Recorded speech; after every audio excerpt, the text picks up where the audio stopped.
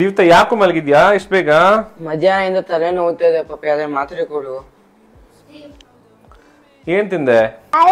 ಅಂದ್ರೂ ದಿವಿತ್ತು ಇಷ್ಟೊಂದು chilli chicken ತಿಂದಾನೆ. ಇದನ್ನ ಗ್ಯಾಸ್ಟ್ರೋ ಇಂಟೆಸ್ಟೈನಲ್ ಹೆಡೇಕ್ ಅಂತ ಹೇಳ್ತಾರೆ. ಹಂಗನ್ಬಿಟ್ಟು ಹೋಗ್ಬಿಟ್ಟು ಮಾತ್ರೆ ತಗೊಂಡ್ಬಿಟ್ಟಿರ, ಇನ್ನೂ ಜಾಸ್ತಿ ಆಗುತ್ತೆ ಈ ಹೆಡೇಕ್.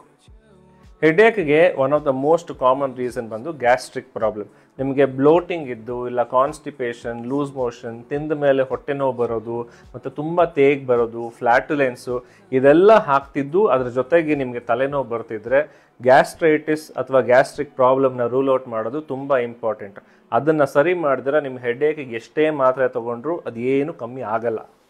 ಇದಕ್ಕೆ ಮನೆ ಮದ್ದು ಏನಪ್ಪ ಅಂತ ಹೇಳಿದ್ರೆ ಜೀರಿಗೆ ಕಷಾಯ ತಗೊಳ್ಳೋದು, ಇದಂತಾನೆ ಹಿಂಗೆ ಹಾಕಿರೋ ಮಜ್ಜಿಗೆ ಕುಡಿಯೋದು, ಮತ್ತು ನಿಮ್ಮ ಗ್ಯಾಸ್ಟ್ರಿಕ್ ಪ್ರಾಬ್ಲಮ್ನ ಡಾಕ್ಟರ್ ಹತ್ರ ತೋರಿಸಿ ಅದನ್ನು ಫಸ್ಟ್ ಟ್ರೀಟ್ ಮಾಡಿಸ್ಕೊಳ್ಳಿ. ಅವಾಗೇನೆ ಪರ್ಮನೆಂಟಾಗಿ ನಿಮ್ಮ ಹೆಡೇಕಿಗೆ ಸೊಲ್ಯೂಷನ್ ಸಿಗೋದು.